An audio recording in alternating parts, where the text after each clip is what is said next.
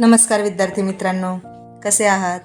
मागील भागामध्ये आपण नाम आणि नामाचे प्रकार तसेच त्यांची उदाहरणे आपण पाहिली. आजच्या भागामध्ये आपण सर्वनाम कशास म्हणतात आणि सर्वनामाचे प्रकार, त्यांची उदाहरणे, व्याख्या या घटकांचा आपण अभ्यास करणार आहोत. सर्वनाम. विद्यार्थी मित्रांनो, व्याख्या आपण बघूया. नामाऐवजी येणाऱ्या शब्दाला सर्वनाम असे म्हणतात. सर्वनाम म्हणजे वाक्यात नामाऐवजी येणारा शब्द. लक्षात घ्या. सर्वनाम म्हणजे काय ते आपण आज पाहत आहोत. नामाऐवजी येणारा शब्द म्हणजे काय? आपण बघा, नाम प्रत्येक वाक्यामध्ये सतत जर येत असेल तर आपण त्याऐवजी सर्वनाम तिथे वापरत असतो. मग सर्वनाम कशाला म्हणायचं तर आपण काही उदाहरणांद्वारे बघूया. कमल हुशार मुलगी आहे. कमलला शाळेत जायला आवडते. कमलला 2 भाऊ आहेत.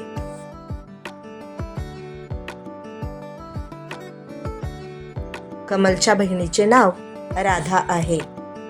विद्यार्थी मित्रांनो, आता बघा, प्रत्येक वाक्यामध्ये कमल, कमलला, कमलला, कमलच्या हे नाम आलेले आहेत.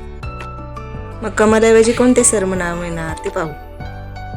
कमल ही मुलगी असल्यामुळे तिच्यासाठी आपण ती हा शब्द तिथे वापरणार आहोत. म्हणजे कमलसाठी ती हे सर्वनाम येणार आहे. त्यानंतर कमलला तर तिला काय येणार? तिला. कमलला तिला म्हणजे तिला शाळेत जायला खूप आवडते.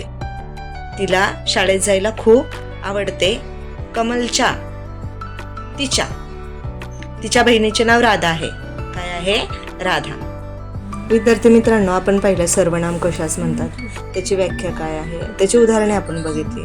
मग नामाऐवजी येणाऱ्या शब्दाला काय म्हटलं जातं तर सर्वनाम म्हटलं जातं. इथे नाम आहे कमल.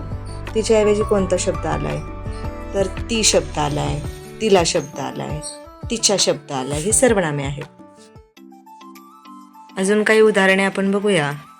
जसे की उदाहरणार्थ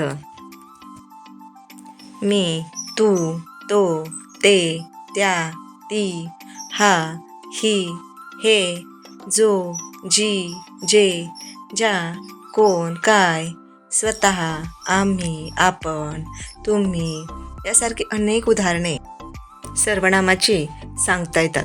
कारण प्रत्येकच वेळी आपण नाम हा शब्द घेऊन वाक्य बोलू शकत नाही.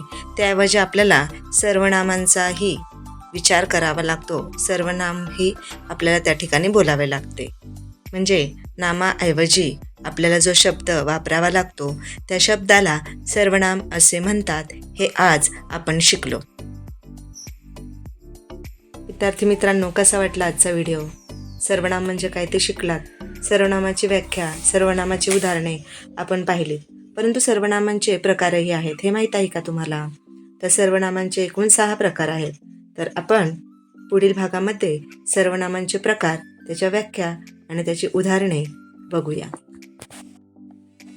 विद्यार्थी मित्रांनो, असेच नवनवीन व्हिडिओ पाहण्यासाठी वर्षा टीच मराठीला लाईक करा, सबस्क्राईब करा, कमेंट करा, शेअर करा आणि बेल आयकॉन दाबायला विसरू नका. म्हणजे नवनवीन व्हिडिओची नोटिफिकेशन तुम्हाला नक्कीच येईल. धन्यवाद.